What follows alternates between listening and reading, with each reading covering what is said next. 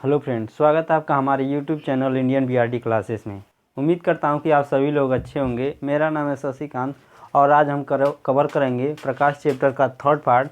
यदि आप चैनल पर नए हो तो प्लीज़ चैनल को सब्सक्राइब कर दीजिएगा और साथ ही बेल आइकन को प्रेस करके ऑल नोटिफिकेशन पर क्लिक करिएगा। तो जल्दी से कॉपी पेन लेकर तैयार हो जाइए। यदि आप चैनल पर फर्स्ट बार विजिट कर रहे हो तो इससे पहले कि दो पार्ट प्रकाश चैप्टर की मेरे प्लेलिस्ट में वीडियो पड़ी हैं, आप जाकर वहाँ से देख लीजिएगा। फिर इस वीडियो को देखिएगा ताकि आपको अच्छे से कवर हो सके। तो चलिए वीडियो को देर न करते हुए स्टार्ट करते हैं। फर्स्ट शेडिंग लगाइएगा संयुग्मी फोकस तथा संयुग्मी बिंदु।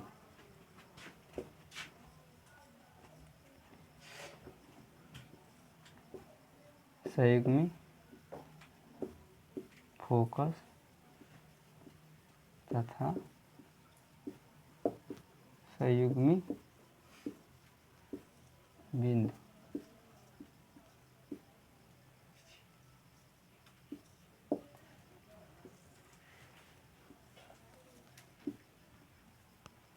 conjugate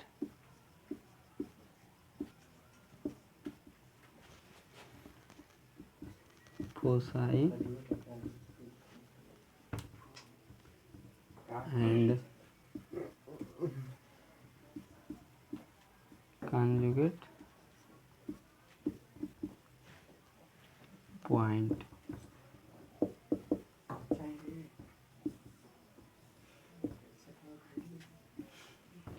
इस टॉपिक को मैंने पिछले वीडियो में पढ़ाया था, लेकिन केवल हेडिंग उसमें लिखे थे और रिकॉर्डिंग के समय फ़ोन आ जाने के कारण वह वीडियो कट गया था। इसलिए इस टॉपिक को मैं फिर से पढ़ा रहा हूँ, आप लोग कन्फ्यूजन मत होइएगा। पढ़ते हैं संयुग्मी फोकस तथा संयुग्मी बिंदु। समझिएगा इसको। जैसे मान लीजिए यह कोई दर्पण है, M1 M2।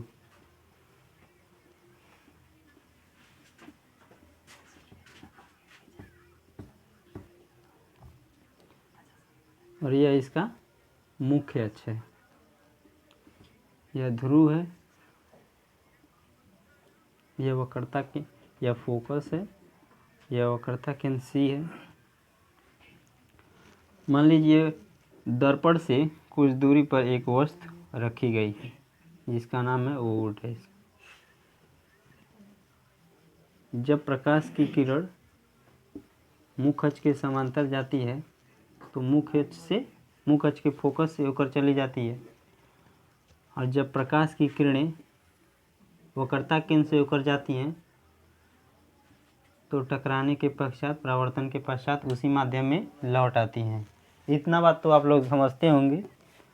और मैंने बताया था कि जहाँ प्रकाश की किरणें रिफ्लेक्ट करती हैं वहीं पर हमारा प्रतिबिंब बनता है। तो देखिए यहाँ प्रकाश की किरणें दोनों एक दूसरे से मिल रही हैं तो यहीं पर हमारा प्रतिबिंब बनेगा I डैश। यदि आप इस नियम को नहीं जान रहे होंगे तो इस नियम को हम बता देते हैं कि प्रकाश किरणों को कैसे दर्पण पर भेजा जाता है। हालांकि इसके बाद उसी टॉपिक को पढ़ना है और हम पढ़ेंगे कि कैसे कैसे प्रकाश किरणें भेजी जाती हैं और दर्पण के थ्रू कैसे कैसे प्रतिबिंब बनते हैं। लेकिन उससे पहले हम बता देते हैं। देखिए मान लीजिए कोई दर्पण है, यहाँ से प्रकाश किरणों को, यदि प्रकाश किरणों को मुख्य अक्ष के समांतर भेजेंगे तो यह मुख्य फोकस से होकर चली जाती हैं। और दूसरा नियम है, यह है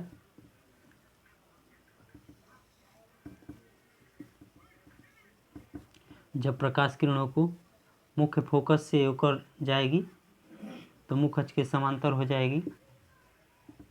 और तीसरा नियम यह है कि जब प्रकाश किरण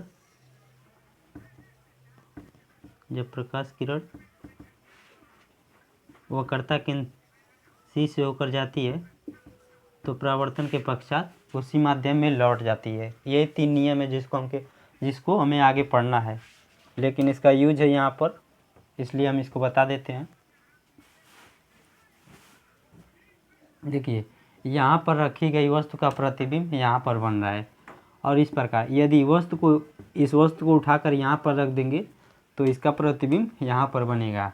तो इसी बिंदु को कहते हैं संयुग्मी फोकस तथा संयुग्मी बिंदु, यानी कि संयुग्मी फोकस तथा संयुग्मी बिंदु वे पॉइंट होते हैं जिनमें एक बिंदु पर रखी गई वस्तु का प्रतिबिंब दूसरे बिंदु पर बनता है और दूसरे बिंदु पर रखी गई वस्तु का प्रतिबिंब पहले बिंदु पर बनता है। उन्हीं दो बिंदुओं को संयुग्मी फोकस तथा संयुग्मी बिंदु कहते हैं। मेरी बातों को आप लोग इतना समझ रहे होंगे, उम्मीद करता हूँ। इसकी परिभाषा को आप लिख लीजिए, परीक्षा की दृष्टिकोण से यह जरूरी है।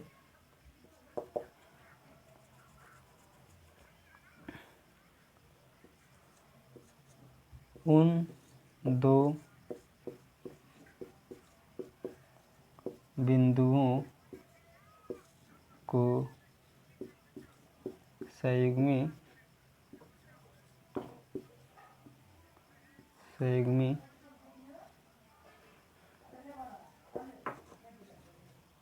फोकस तथा संयुग्मी बिंदु कहते हैं।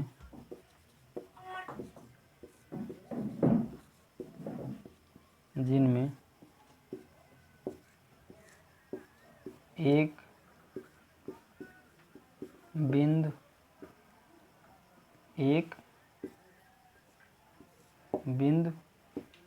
पर रखी गई वस्तु का प्रतिबिंब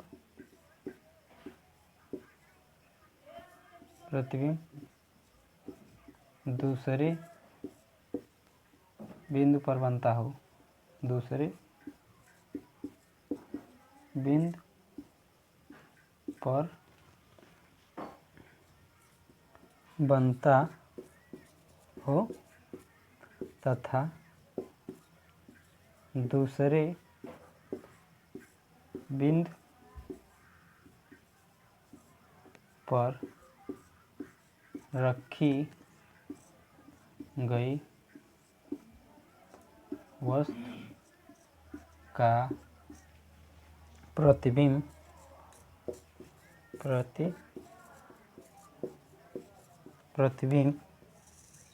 पहले बिंदु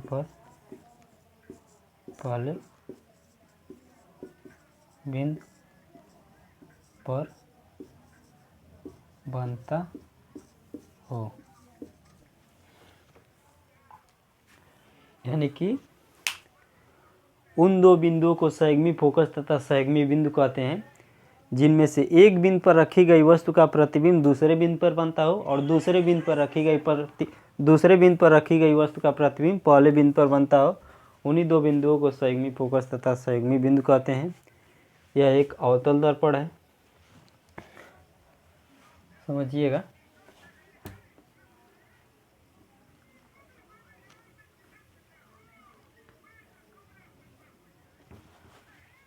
मान लीजिए यह कोई दर्पण है। कौन सा दर्पण है? उत्तल दर्पण।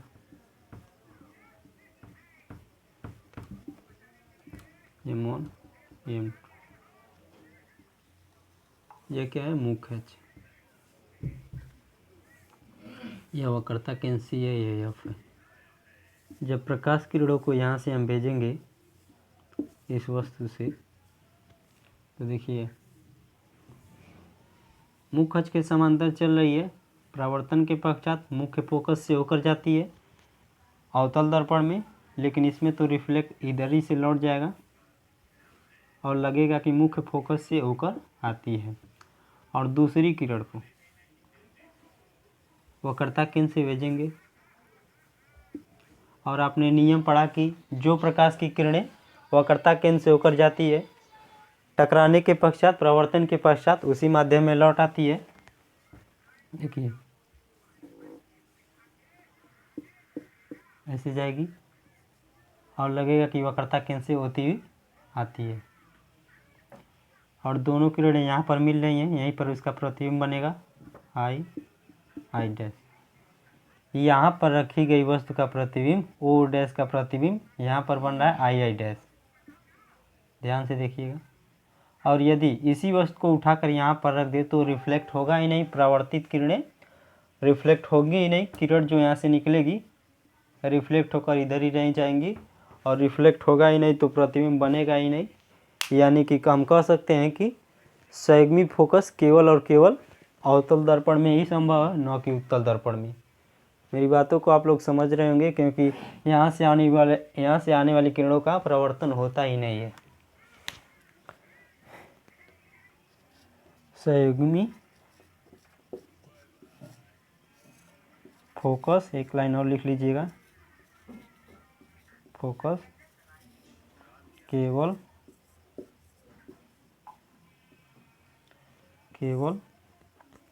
अवतल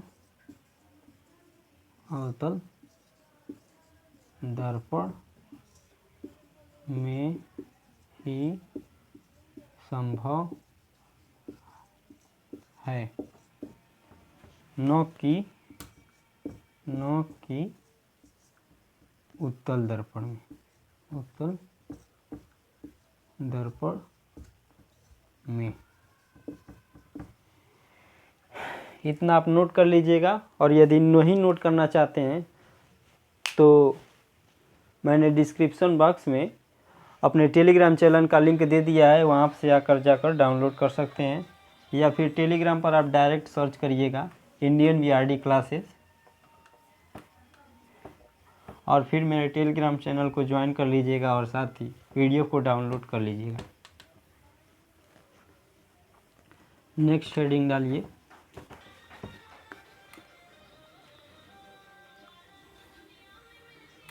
गोली दर्पण के लिए प्रतिबिंब को बनाने के लिए खींचने के नियम।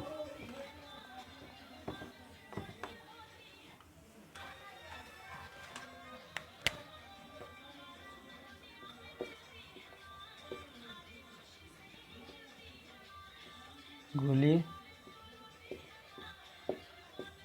गाना थोड़ा बंद कर दीजिए भैया।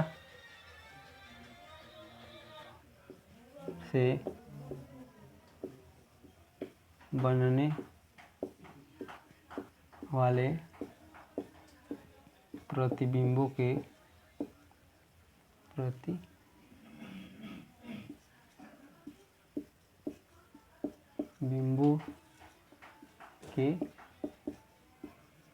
खींचने के नियम।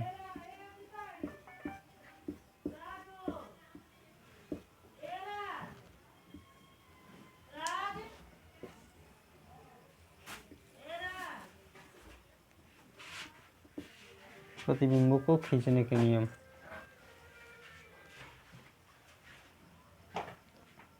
हेडिंग लगाइएगा, गोली दर्पण से बनने वाले प्रतिबिंबों के नियम। देखिए, प्रतिबिंबों को बनाने के लिए टोटल कितने नियम हैं? 3 नियम हैं, जिसको बारी बारी से आप नोट करिएगा, हम समझा देंगे।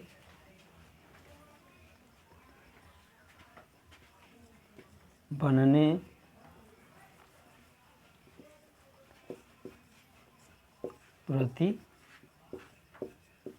प्रतिबिंबों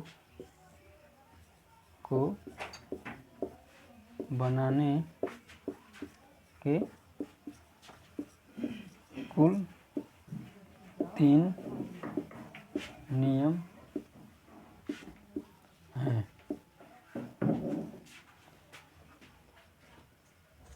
फर्स्ट नियम को देखिए, जैसे मान लीजिए ये कोई दर्पण है, M1 और M2, अवतल दर्पण है।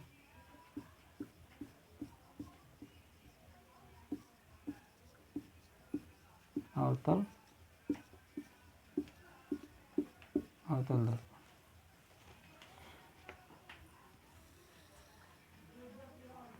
जैसे मान लीजिए इसका यह मुख्य अक्ष है, F, वक्रता केंद्र C, ध्रुव P।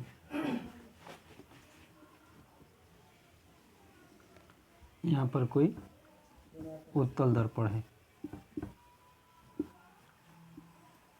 यह इसका मुख्य अक्ष है, वक्रता केंद्र C और मुख्य फोकस है ध्रुव M1 और M2। फर्स्ट नियम है, देखिए, जब प्रकाश किरणों को मुख्य अक्ष के समांतर भेजते हैं तो यह मुख्य अक्ष के मुख्य फोकस से होकर चली जाती है। अवतल दर्पण में देखिएगा, जब प्रकाश किरणों को मुख्य अक्ष के समांतर भेजते हैं तो मुख्य फोकस से होकर चली जाती है। उत्तल दर्पण में देखिए, जब प्रकाश किरणों को मुख्य अक्ष के समांतर भेजते हैं तो परावर्तन के पश्चात यहीं से रिफ्लेक्ट होकर यहाँ से चली जाती है और लगेगा कि प्रकाश किरणें मुख्य फोकस से होकर आ रही हैं।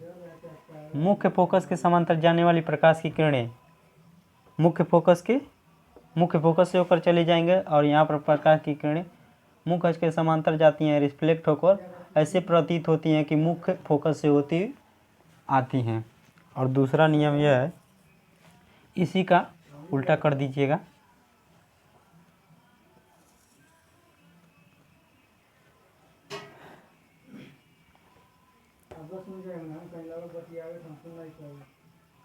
लीजिए, ये एफ है, वक्रता कैन सी और पी, M1 M2। दूसरी किरण यह है कि जब प्रकाश किरणों को मुख्य फोकस से होकर गुजारते हैं तो परावर्तन के पश्चात मुख्य अक्ष के समांतर हो जाती है। देखिए, इसके विपरीत है ये वाले,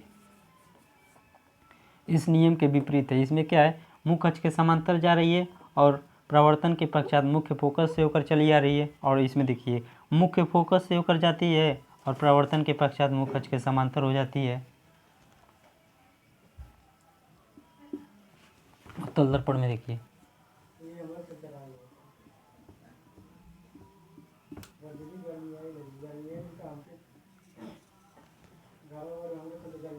वक्रता कैन सी एफ ध्रुव है।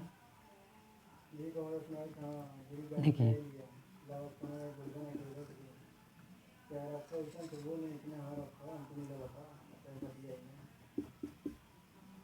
जैसे लगेगा प्रकाश किरणें मुख्य फोकस को जाती हैं, लेकिन परावर्तन के पश्चात मुख्य अक्ष के समांतर हो जाती हैं।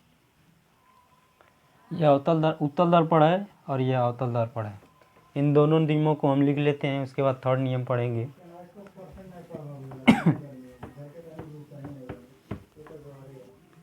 इसको लिख लीजिए, दिखा दे रहे हैं हम।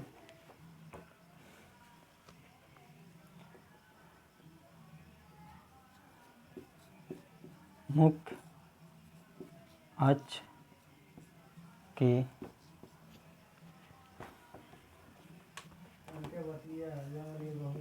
जब प्रकाश किरण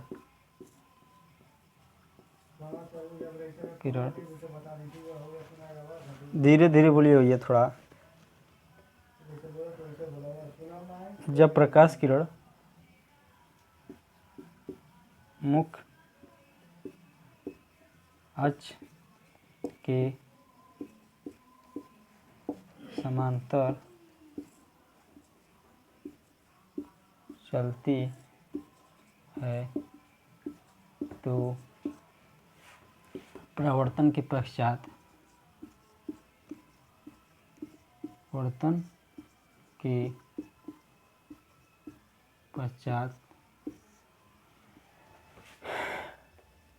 मुख्य फोकस से होकर चली जाती है। मुख्य फोकस एफ से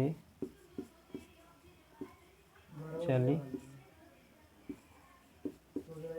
जाती है। अवतल दर्पण में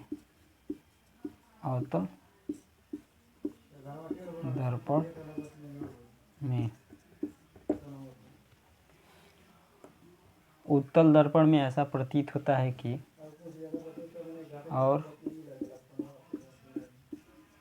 उत्तल दर्पण में ऐसा प्रतीत होता है कि प्रकाश किरण मुख्य फोकस से होकर आती हैं। और उत्तल दर्पण में ऐसा प्रतीत होता है कि मुख्य फोकस से होकर होकर आती है। आप लोग इनको रटिएगा मत, केवल समझ लीजिए कि जब प्रकाश किरणें मुख्य अक्ष के समांतर चलती हैं तो परावर्तन के पश्चात मुख्य फोकस से होकर चली जाती हैं, और उत्तल दर्पण में ऐसा प्रतीत होता है कि प्रकाश किरणें मुख्य फोकस से होकर आती हैं। इतना आप लोग नोट कर लीजिएगा। अब सेकेंड नियम को लिखते हैं।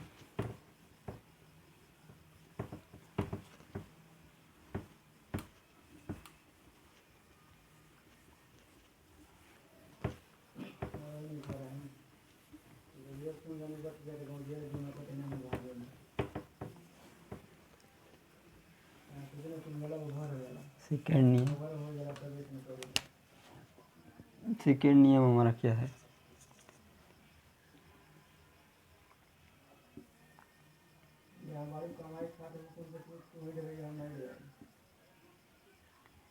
जब प्रकाश किरण मुख्य फोकस से होकर जाती है तो परावर्तन के पश्चात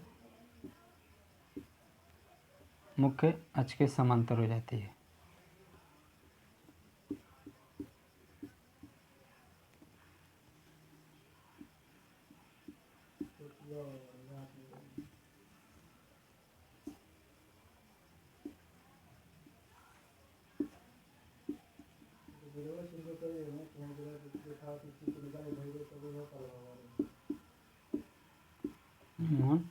M2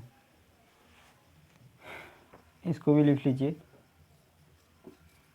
जब प्रकाश किरण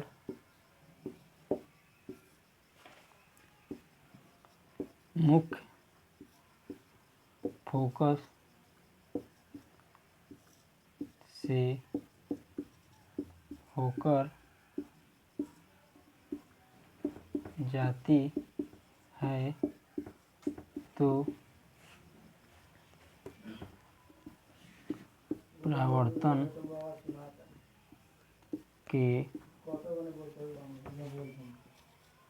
पश्चात मुख्य अक्ष के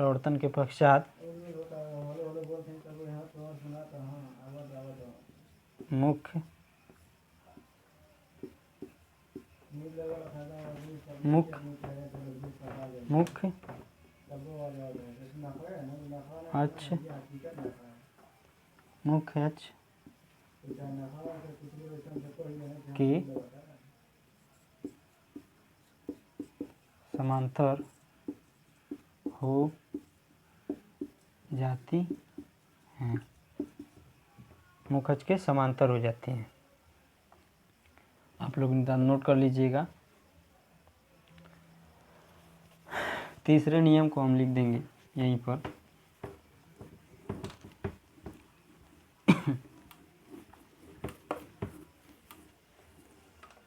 तीसरा नियम हमारा क्या है?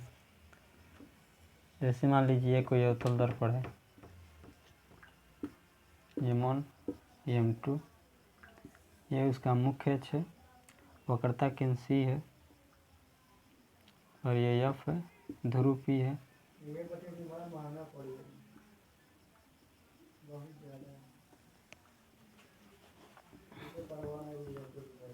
मुख्य फोकस है, C है, ध्रुव दर्पण M1 और M2। देखिए, जो प्रकाश की किरणें वक्रता केंद्र से होकर जाती हैं, परावर्तन के पश्चात उसी माध्यम में उसी मार्ग में लौट जाती हैं। यहाँ पर देखिएगा,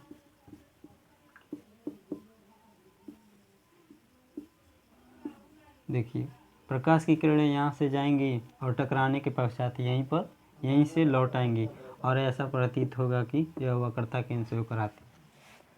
थर्ड नियम को लिखिएगा। जब प्रकाश किरण वक्रता केंद्र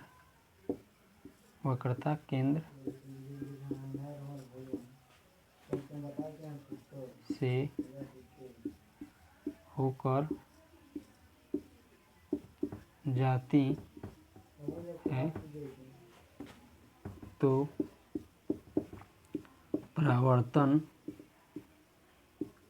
के पश्चात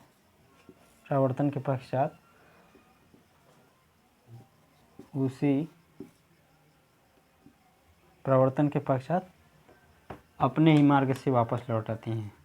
ऐसे लिख सकते हैं, अपने ही मार्ग से वापस लौट आती हैं।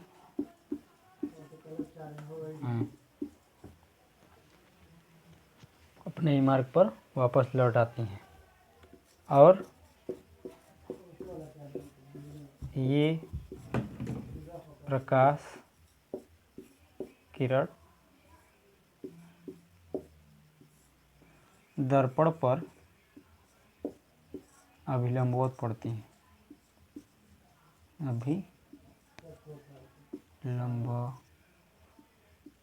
लंबवत पड़ती हैं। देखिए, जब प्रकाश किरण वक्रता केंद्र से होकर जाती हैं तो परावर्तन के पश्चात उसी मार्ग से वापस लौट आती हैं और यहाँ पर दर्पण और इस रेज के बीच में जो बनता है कोण 90 डिग्री का बनता है। हमेशा प्रकाश किरण दर्पण पर अभिलंबवत पड़ती है। इस बात को आप लोग याद रखिएगा। ये तो रहा हमारा गोलीय दर्पण से बनने वाले प्रतिबिंबों के 3 नियम। अब पढ़ेंगे गोलीय दर्पण से बनने वाले प्रतिबिंबों के विषय में पढ़ेंगे। अवतल दर्पण से टोटल 6 प्रतिबिंब बनता है, जिनको हम बारी बारी से पढ़ेंगे। आप लोग इतना नोट कर लीजिएगा। उम्मीद करता हूँ कि आप सभी लोगों को समझ में आया होगा।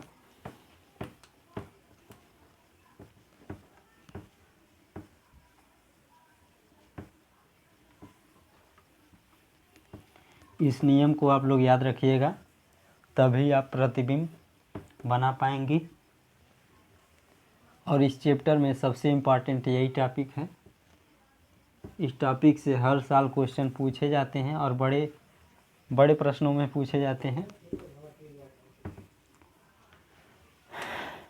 यदि किसी बच्चे को मेरी मेहनत नज़र आती होगी तो प्लीज़ इस चैनल को सब्सक्राइब कर दीजिएगा और साथ ही साथ अपने फ्रेंड सर्किल में भी शेयर करिएगा।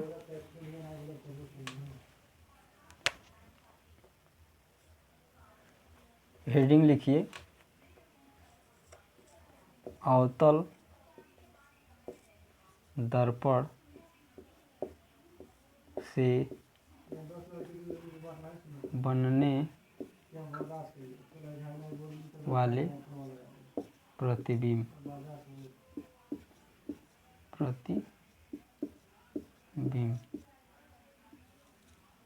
अवतल दर्पण से बनने वाले प्रतिबिंब।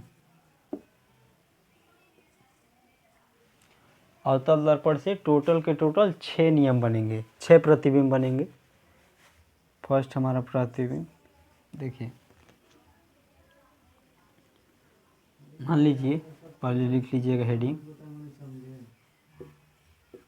जब वस्तु अनंत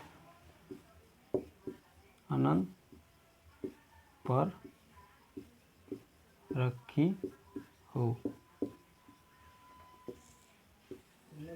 जब वस्तु अनंत पर रखी हो,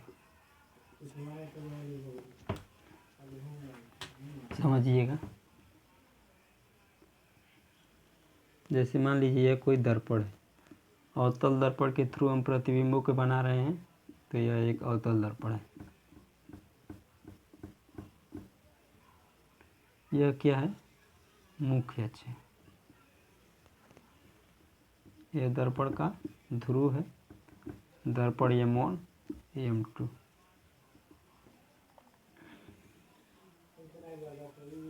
देखिए यह वक्रता केंद्र C है, यह मुख्य फोकस। देखिए यहाँ से हम 2 प्रकाश किरणों को डालेंगे, हमेशा 2 प्रकाश किरणों को आप डालिएगा। एक किरण मुख्य अक्ष से जा रही है, तो आप लोग याद करिए कि जब प्रकाश किरण मुख्य फोकस से होकर जाती है तो परावर्तन के पश्चात मुख्य अक्ष के समांतर हो जाती है। आप लोग इस बात को याद करिए, इस नियम को। और दूसरी किरण हम वक्रता केंद्र C से भेजेंगे।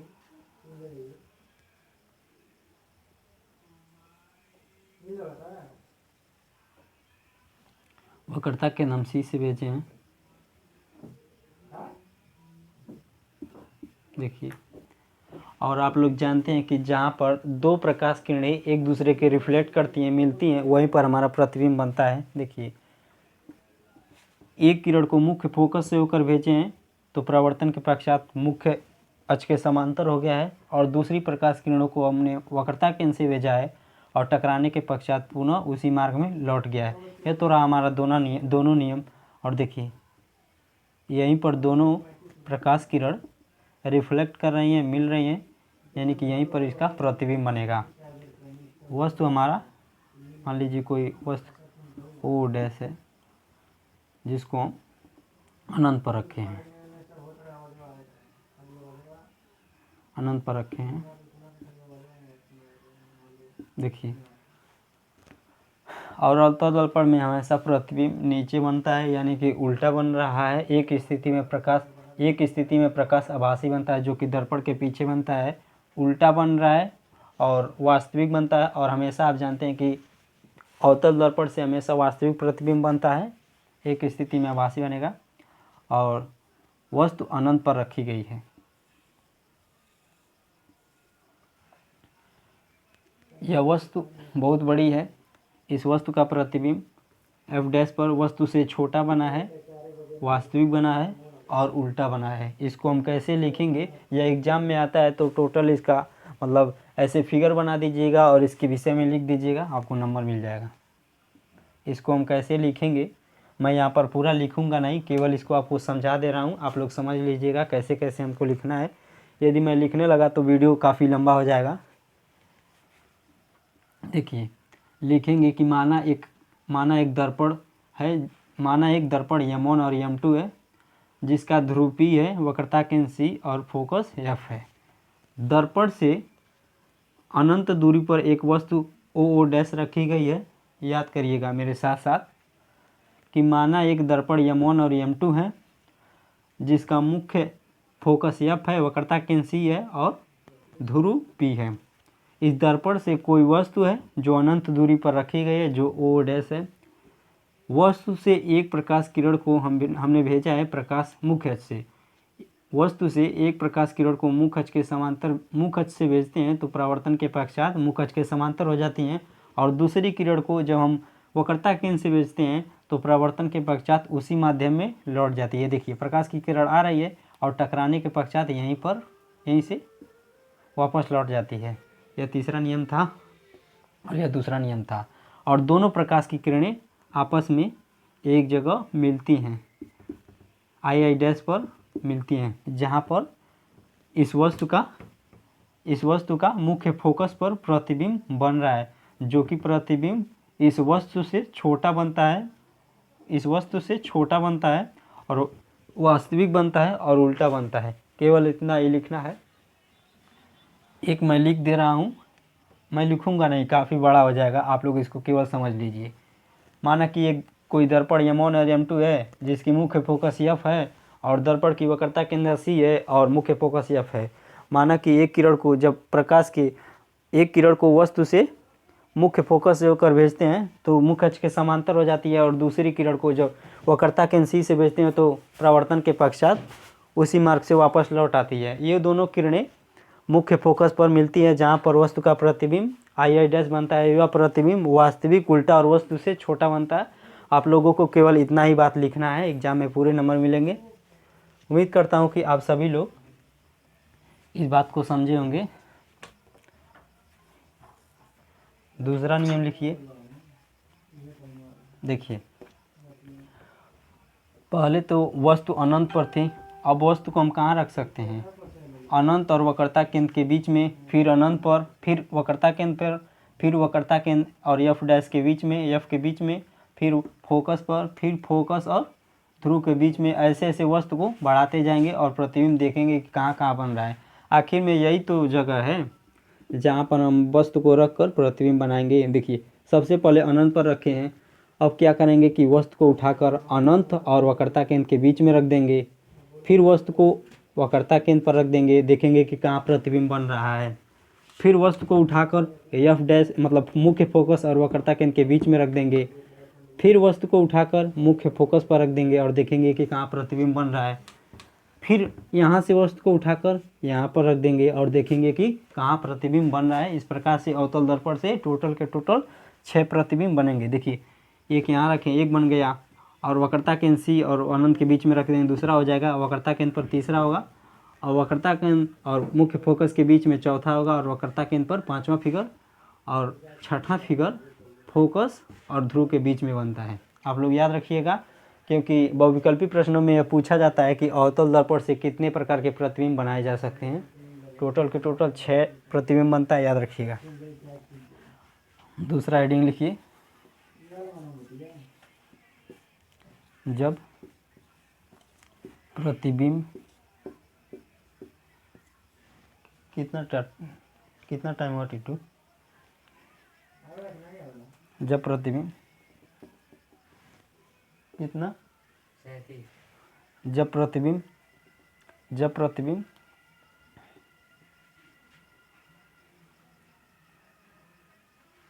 अनंत, जब वस्तु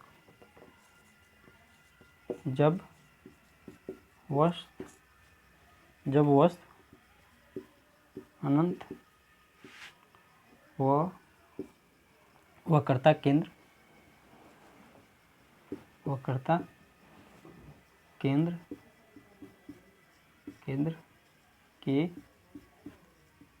बीच में हो।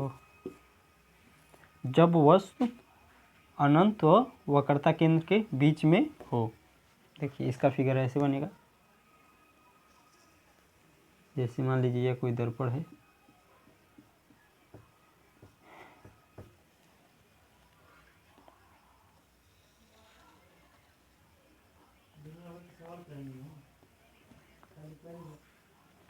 ये इसका ध्रुव है, M1, M2, F और C।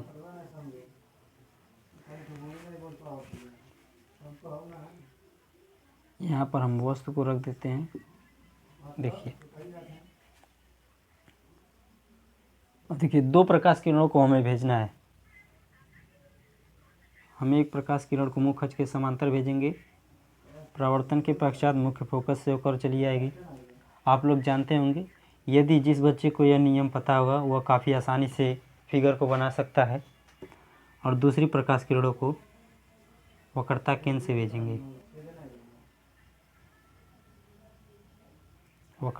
भेजेंगे, और देखिए, दोनों प्रकाश किरणें,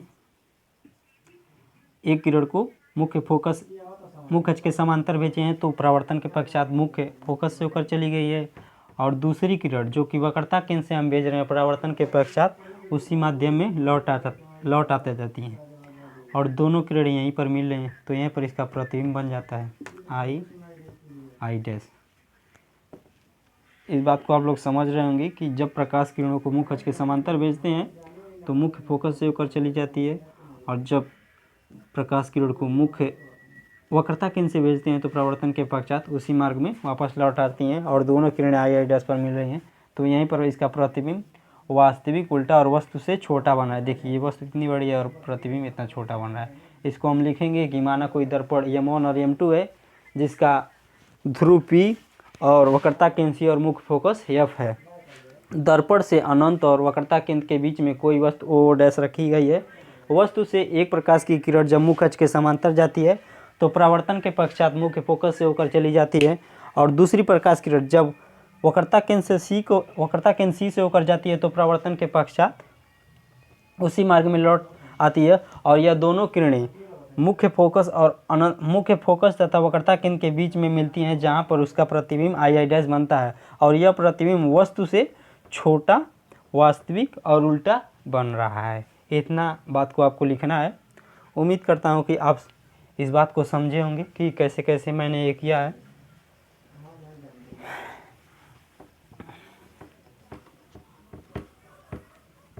तीसरा नियम लिख लीजिएगा।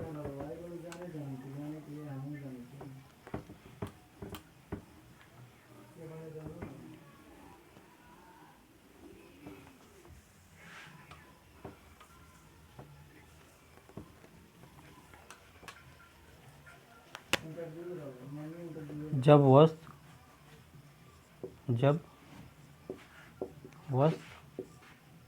वक्रता केंद्र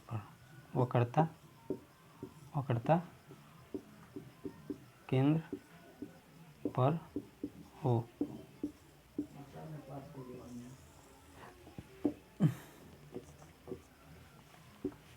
जैसे मान लीजिए यह कोई दर्पण है,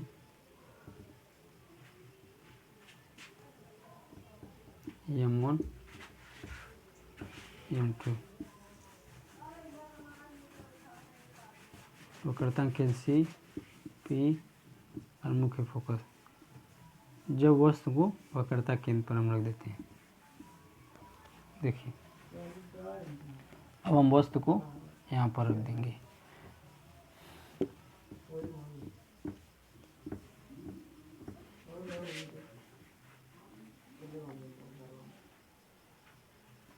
वक्रता केंद्र C पर देखिए, जब प्रकाश किरण को मुख्य अक्ष के समांतर भेजते हैं तो मुख्य फोकस से होकर चली जाती है, और दूसरी किरण जब प्रकाश किरण को मुख्य फोकस से होकर भेजते हैं तो यह मुख्य अक्ष के समांतर हो जाती है, और यह दोनों किरणें यहीं पर मिल रही हैं। देखिए आई डैश, यहीं पर इसका प्रतिबिंब बन रहा है।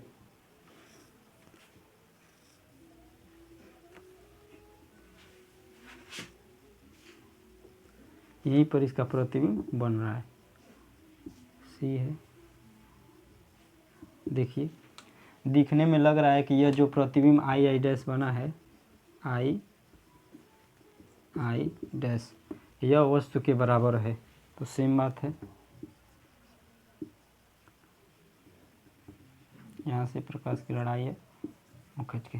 देखिए हमने दो प्रकाश किरणों को भेजा है, एक तो मुख्य अक्ष के समांतर गई है तो परावर्तन के पश्चात मुख्य फोकस से होकर चली आई है, और दूसरी प्रकाश किरण जिसको हमने मुख्य फोकस से भेजा है तो परावर्तन के पश्चात मुख्य अक्ष के समांतर हो गई है। इतना नियम तो आप लोग जानते होंगे। और यह दोनों किरणें यहीं पर मिल रही हैं, यहीं पर, तो यहीं पर इसका प्रतिबिंब बनता है, और यह प्रतिबिंब वस्तु के बराबर, वास्तविक और उल्टा बन रहा है। इतना बात को उम्मीद करता हूँ कि आप सभी लोग समझ रहे होंगे। इसको हम कैसे लिखेंगे कि माना कि एक दर्पण है, M1 और M2 एक दर्पण है जिसका वक्रता केंद्र C और मुख्य फोकस F तथा ध्रुव P है। दर्पण से कोई वस्तु है जो वक्रता केंद्र C पर O डैश रखी गई है। वस्तु से एक प्रकाश किरण मान लीजिए इस किरण को A मान लीजिए, O डैश A प्रकाश किरण भेजते हैं जो परावर्तन के पश्चात मुख्य फोकस से होकर चली जाती है, और दूसरी किरण इसको मान लेते हैं B, दूसरी प्रकाश किरण O डैश B जो परावर्तन के पश्चात मुख्य अक्ष के समांतर हो जाती हैं, और दोनों प्रकाश किरणें आई डैश पर काटती हैं, ये दोनों प्रकाश किरणें आई डैश पर नहीं, वक्रता केंद्र पर ही काट दे रही हैं। देखिए वक्रता केंद्र पर ही काट देनी है, इसको देखेंगे तो, और यहीं पर इसका प्रतिबिंब आई डैश वस्तु के बराबर बन रहा है। उम्मीद करता हूँ कि आप सभी लोग समझ रहे होंगे। ऐसे लिख लीजिएगा, नेक्स्ट हेडिंग डालिएगा। अब देखिए, अब वस्तु वक्रता केंद्र पर रख दिए हैं, अब वस्तु को उठाकर आप यहाँ पर रख सकते हैं। यहाँ से यहाँ तक के किसी भी बीच में रखिएगा, प्रतिबिंब एक ही बनेगा। अब वस्तु को वक्रता केंद्र सी और मुख्य फोकस F के बीच में रखेंगे।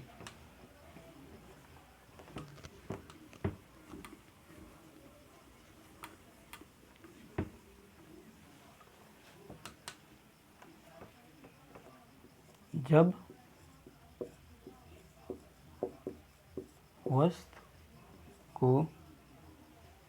वस्तु वक्रता केंद्र सी तथा मुख्य फोकस F के बीच हो।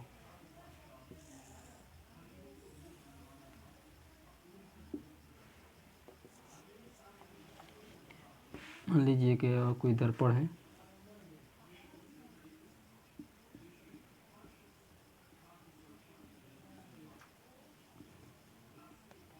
ये M1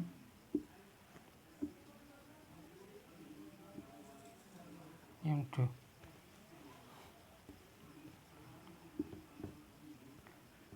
CF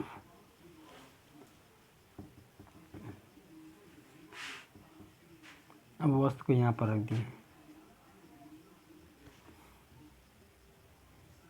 O डैश। अब देखिएगा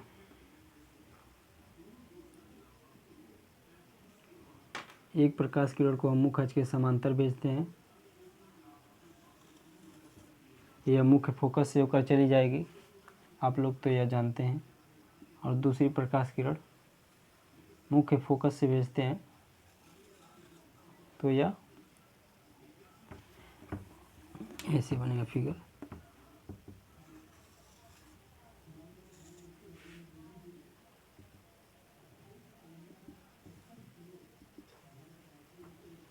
देखिए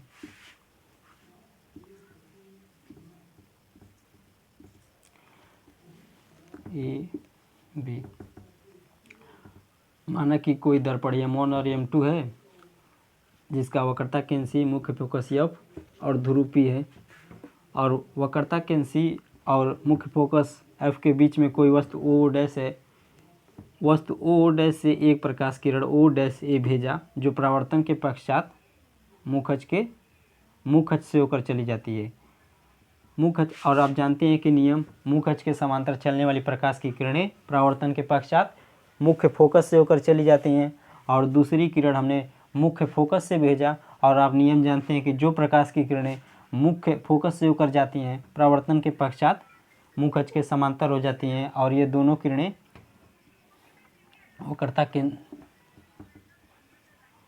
वक्रता केंद्र सी के पीछे मिल रही हैं, और यहीं पर इसका प्रतिबिंब आई डैश बनता है। और यह प्रतिबिंब वस्तु से छोटा होता है, लेकिन बनाने में थोड़ा सा लग रहा है कि बड़ा, लेकिन वास्तव में यह प्रतिबिंब छोटा बनता है और वास्तविक बनता है और उल्टा बनता है। इतना आप लोग याद रखिएगा कि जब वस्तु को वक्रता केंद्र सी और मुख्य फोकस F के बीच में रखते हैं तो बनता है प्रतिबिंब वह वस्तु से छोटा, वास्तविक और उल्टा बनता है। उम्मीद करता हूँ कि आप लोग इस बात को समझ रहे होंगे। नेक्स्ट फिगर अब बनाइएगा। देखिए, जब वस्तु को वक्रता केंद्र सी और F के बीच में रखे हैं, अब क्या करेंगे कि वस्तु को उठाकर F पर रख देंगे और देखेंगे कि कहाँ प्रतिबिंब बनता है। जब यह पांचवा फिगर है, यह चौथा फिगर था। आप लोग फिगर को भी बनाते रहिएगा ताकि याद रहे, और फिगर को बनाने के लिए प्रैक्टिस भी करिएगा, तभी आप लोग बना पाएंगे। जब वस्तु मुख्य फोकस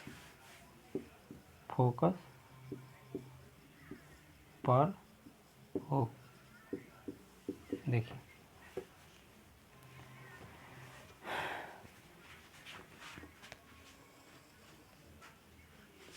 जब वस्तु मुख्य फोकस पर हो, वक्रता केंद्र सी F, बड़ा थोड़ा फिगर बना रहे हैं आपको समझने के लिए, इसे मिटा दे रहे हैं।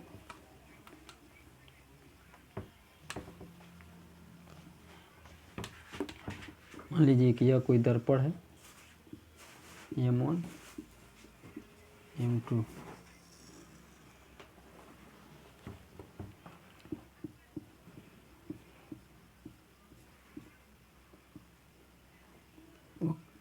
ध्रुव P है, वक्रता केंद्र CF। अब हम वस्तु को उठाकर यहाँ पर रख दिए। देखिए, मुख्य अक्ष के समांतर जाने वाली प्रकाश की किरणें मुख्य फोकस से होकर चली जाएंगी। इस नियम को आप लोग जानते होंगे। और देखिए, अब एक किरण को और भेजना है। देखिए, वक्रता केंद्र से भेजते हैं, वक्रता केंद्र से। यहाँ पर कोई वस्तु है वो डैश ए, दूसरी किरण भी।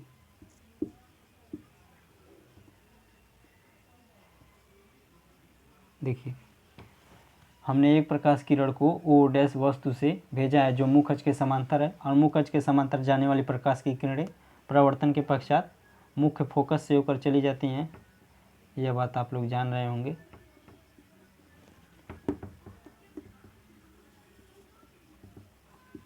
और दूसरी प्रकाश किरण वक्रता केंद्र C से भेजें जो परावर्तन के पश्चात उसी मार्ग में वापस लौट आती हैं। ये दोनों किरणें आगे मिल नहीं रही हैं, यहाँ पर भी नहीं मिल रही हैं, यानी कि इन दोनों किरणों को जब आप बढ़ाते जाएंगे और एक समय ऐसा आएगा कि अनंत पर जाकर यह दोनों किरण आपस में मिल जाएंगी। और देखिए, अनंत पर मिल जाएंगी, जहाँ पर जो वस्तु का प्रतिबिंब बनेगा इस वस्तु से बहुत बड़ा बनता है, और इस वस्तु से बहुत बड़ा वास्तविक और उल्टा बनता है। इस बात को आप लोग याद रखिएगा और लिखिएगा कैसे कि माना कि कोई दर्पण M1 और M2 है, जिसका वक्रता केंद्र C, मुख्य फोकस F है, जिसका ध्रुव P है। दर्पण के सामने कोई वस्तु O डैश रखी गई है। वस्तु से एक किरण O डैश A मुख्य अक्ष के समांतर चल रही है जो परावर्तन के पश्चात मुख्य फोकस से होकर चली जाती है, और दूसरी किरण O डैश B जो वक्रता केंद्र C से डालने के पश्चात, भेजने के पश्चात परावर्तन के पश्चात उसी मार्ग में लौट आती है। इन दोनों किरणों को जब देखा जाता है तो यह दोनों किरणें अनंत पर मिलती हैं, जहाँ पर वस्तु का प्रतिबिंब वास्तविक उल्टा और वस्तु से बहुत बड़ा बनता है। उम्मीद करता हूँ कि आप सभी लोग मेरी बातों को समझे होंगे। छठा फिगर देख लीजिए। अब देखिए, वस्तु है, इसी वस्तु को उठाकर आप यहाँ पर रख दीजिए। जब वस्तु मुख्य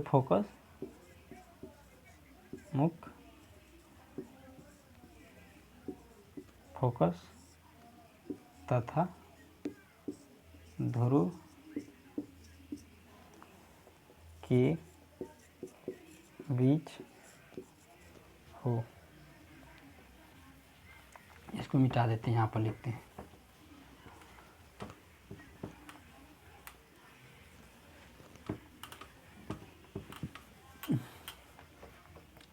जब, छठा फिगर है,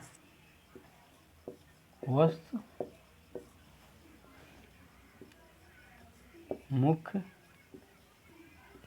फोकस तथा ध्रुव के बीच स्थित हो। छठा रीडिंग है,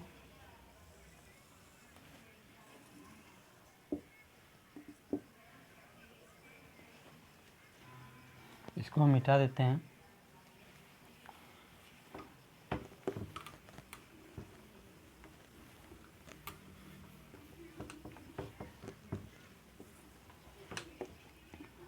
देखिए, यह कोई दर्पण है, कोई दर्पण नहीं है, अवतल दर्पण है,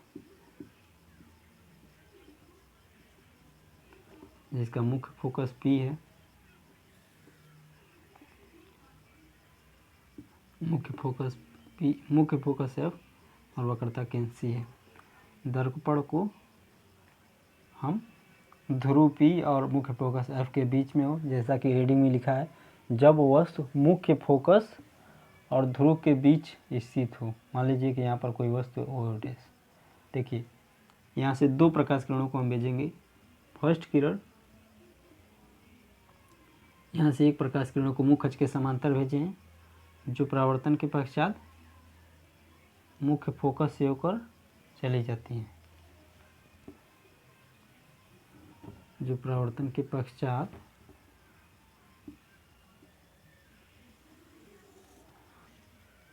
मुख्य फोकस से होकर चली जाती हैं।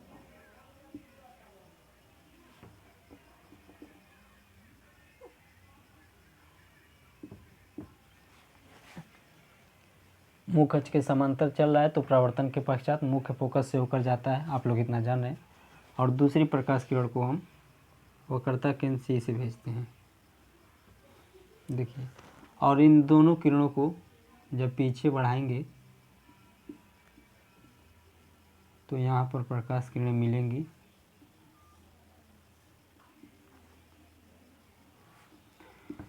इस प्रतिबिंब का हम नाम देते हैं ए डैश।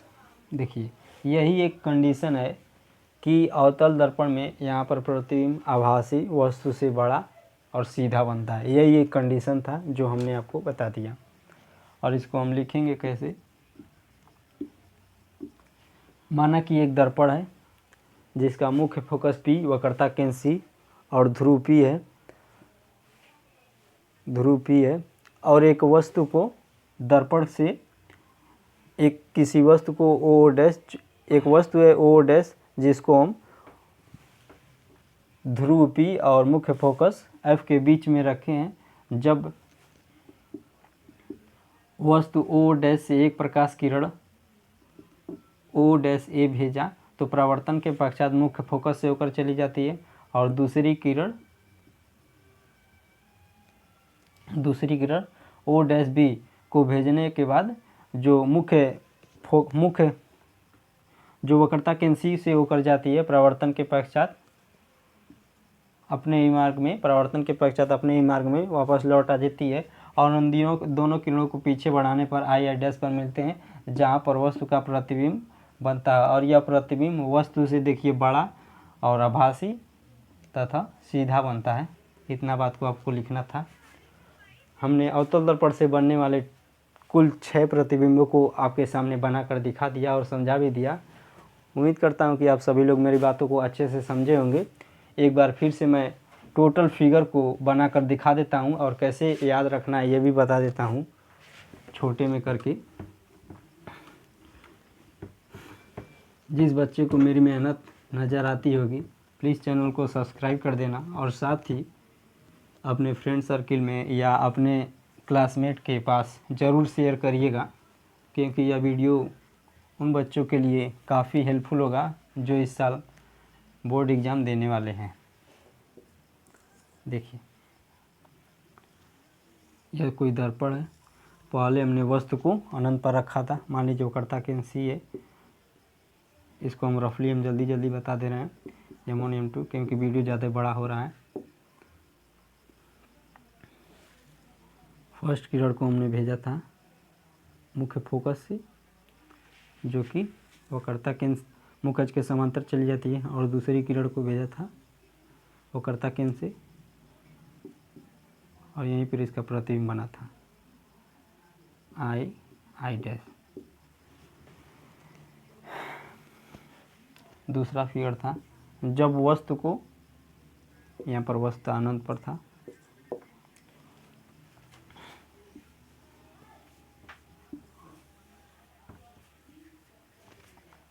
जब वस्तु को, मान लीजिए यह कोई दर्पण है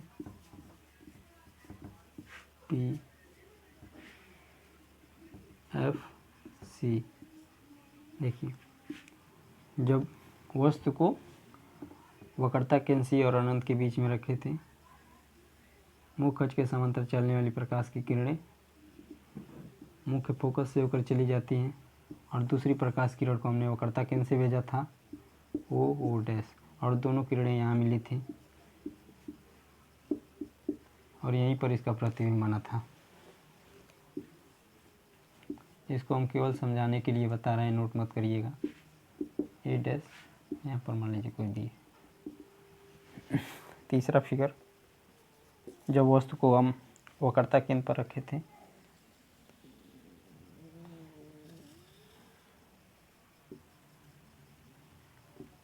P M1 M2। जब वक्रता केंद्र पर वस्तु को रखे थे, प्रकाश की किरण मुख्य अक्ष के समांतर गई तो परावर्तन के पश्चात मुख्य फोकस से होकर चली गई, और दूसरी किरण जो कि मुख्य फोकस से होकर जा रही है तो परावर्तन के पश्चात यहीं पर मिल रही वक्रता केंद्र पर। समझिए कि ये वक्रता केंद्र पर ही मिल रही हैं एकदम। आई डैश थर्ड फिगर था हमारा, चौथा फिगर। जब वस्तु को वक्रता केंद्र से और मुख्य फोकस से होकर के बीच में रखेंगे तब M1 M2 ध्रुवी है।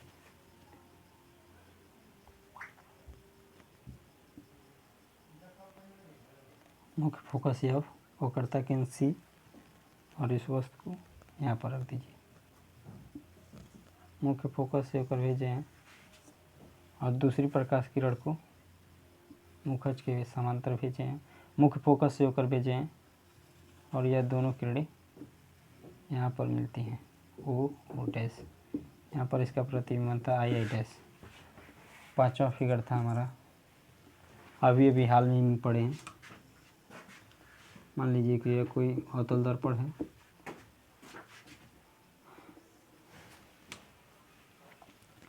जिसका मुख्य फोकस F है, मुख्य अक्ष ये है, वक्रता केंद्र C F, और ध्रुव P है M1 और M2। अब वस्तु को उठाकर मुख्य फोकस पर रख देंगे। मुख्य अक्ष के समांतर चलने वाली प्रकाश की किरणें मुख्य फोकस से होकर जाएंगी, इतना बात तो आप लोग समझ रहे होंगे। और दूसरी किरण हमने वक्रता केंद्र से भेजा है, जो परावर्तन के पश्चात उसी मार्ग में वापस लौट आएगी, और उन दोनों किरणों को जब पीछे बढ़ाएंगे तो ये अनंत पर बनती हैं, जहाँ पर इसका प्रतिबिंब बनता है। और हमारा पांचवा फिगर था, पांचवा फिगर हम यहीं पर बना दे रहे हैं। देखिएगा, मान लीजिए कि यह कोई ध्रुव है, दर्पण, अवतल दर्पण है, वक्रता केंद्र C F, M1 और M2 यहाँ पर रखेंगे। देखिए, मुख्य फोकस पर रखे हैं और वस्तु को अब उठाकर O डैश से फोकस और ध्रुव के बीच में रख देंगे। मुख्य अक्ष के समांतर जाने वाली प्रकाश की किरणें मुख्य फोकस से होकर चली जाती हैं, और एक किरण वक्रता केंद्र से हम डालेंगे, जो परावर्तन के पश्चात उसी मार्ग में वापस लौट आएगा। और इन दोनों किरणों को जब पीछे बढ़ाएंगे तो यह किरण यहीं पर रिफ्लेक्ट करती हैं, और यहीं पर इसका प्रतिबिंब बनता है आई डैश। और यही एक ऐसी कंडीशन है जिसमें आभासी और वस्तु से बड़ी तथा सीधा प्रतिबिंब बनता है। देखिए, इनको कैसे याद रखेंगे। टोटल 6 फिगर है, 1 2 3 4 5 6। देखिए, पहले तो हमने वस्तु को अनंत पर रखा, और जब अनंत पर रखा तो देखा कि प्रकाश किरण मतलब प्रतिबिंब मुख्य फोकस पर बन रहा है, प्रतिबिंब मुख्य फोकस पर बन रहा है। पहले देखिए, जब वस्तु को अनंत पर रखें तो प्रतिबिंब मुख्य फोकस पर बन रहा है। अब देखिए लास्ट कंडीशन में, इस वाले पांचों कंडीशन में देखिए, जब वस्तु को हम मुख्य फोकस पर रख रहे हैं तो प्रतिबिंब हमारा अनंत पर बन रहा है। देखिए, सेम पांचवा वाला पहले के विपरीत है। जब वस्तु को हम अनंत पर रख रहे हैं तो प्रतिबिंब फोकस पर बनता है, और जब यहाँ पर देखिए, जब वस्तु को मुख्य फोकस पर रखते हैं तब प्रतिबिंब हमारा अनंत पर बनता है। पहला और दूसरा, पहले के विपरीत है दूसरा, या फिर दूसरे के पहला विपरीत है। जब वस्तु को अनंत पर रखेंगे तो प्रतिबिंब हमारा मुख्य फोकस पर बनता है, और जब वस्तु को मुख्य फोकस पर रखते हैं तो प्रतिबिंब हमारा अनंत पर बनता है। इन दोनों को आप लोग ऐसे समझ सकते हैं। तीसरा नियम देखिए, तीसरा है, जब वस्तु को वक्रता केंद्र पर रखेंगे तो प्रतिबिंब वक्रता केंद्र पर ही बनेगी। इन तीनों को आप लोग याद कर लीजिएगा। जब वस्तु अनंत पर रहेगी तो उसका प्रतिबिंब मुख्य फोकस पर बनेगा, और जब वस्तु मुख्य फोकस पर रहेगी तो उसका प्रतिबिंब अनंत पर बनेगा, और जब वस्तु को वक्रता केंद्र सी पर हम रखेंगे तो उसका प्रतिबिंब वक्रता केंद्र पर ही वस्तु के बराबर वास्तविक और उल्टा बनता है। इन तीनों को आप लोग याद कर लीजिएगा, ऐसे समझ लीजिएगा। और छठा फिगर है, और फिर इसमें देखिए एक कॉमन है, जब हम वस्तु को अनंत पर रखे हैं तो हमारा प्रतिबिंब मुख्य फोकस पर बनता है। देखिए अब दूसरा वाला फिगर देखिए, जब हम वस्तु को वक्र अनंत से उठाकर अनंत और वक्रता केंद्र के बीच में रखे हैं तब हमारा प्रतिबिंब पहले मुख्य फोकस पर बनता था, और अब जैसे वस्तु को आगे बढ़ाए हैं वैसे प्रतिबिंब थोड़ा सा पीछे बढ़ रहा है, दर्पण से थोड़ा पीछे आ रहा है। देखिए पहले अनंत पर रखेंगे, अनंत पर रखे थे वस्तु को तो अनंत मतलब मुख्य फोकस पर बना था, और जब वस्तु को उठाकर वक्रता केंद्र सी के बीच में रखेंगे तो प्रतिबिंब हमारा मुख्य फोकस तथा वक्रता केंद्र सी के बीच में बन गया है। फिर देखिए जब वस्तु को वक्रता केंद्र सी पर रखे हैं तो प्रतिबिंब यहाँ पर बनता था, अब वह भी उठकर पीछे आ गया है, एक कदम पीछे चला गया, वक्रता केंद्र पर बना है। और देखिए जब वस्तु को हम वक्रता केंद्र सी से उठाकर मुख्य फोकस तथा वक्रता केंद्र सी के बीच में रखेंगे तो हमारा प्रतिबिंब थोड़ा पीछे खिसकेगा, यानी कि पहले वक्रता केंद्र पर बनता था, अब थोड़ा सा ये भी खिसक जाएगा और वक्रता केंद्र सी और अनंत के बीच में बनेगा। और देखिए जब वस्तु को उठाकर मुख्य फोकस पर रखते हैं, यानी कि देखिए यहाँ पर वस्तु को मुख्य फोकस पर रख दिए हैं तो हमारा प्रतिबिंब देखिए अनंत और वक्रता केंद्र के बीच में बना था, लेकिन यह भी खिसक कर अनंत पर बन गया है। और छठा फिगर आप लोग याद रखिएगा कि इसका प्रतिबिंब दर्पण के पीछे आभासी, वास्तविक और सीधा बनता है। उम्मीद करता हूँ कि आप सभी लोगों को यह नियम कानून जितने भी फिगर बनाए गए हैं समझ में आए होगा।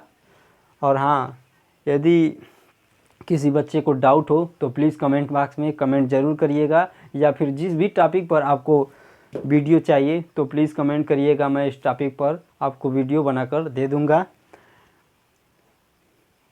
तो चलिए मिलते हैं नेक्स्ट वीडियो में, तब तक के लिए जय हिंद, वंदे मातरम।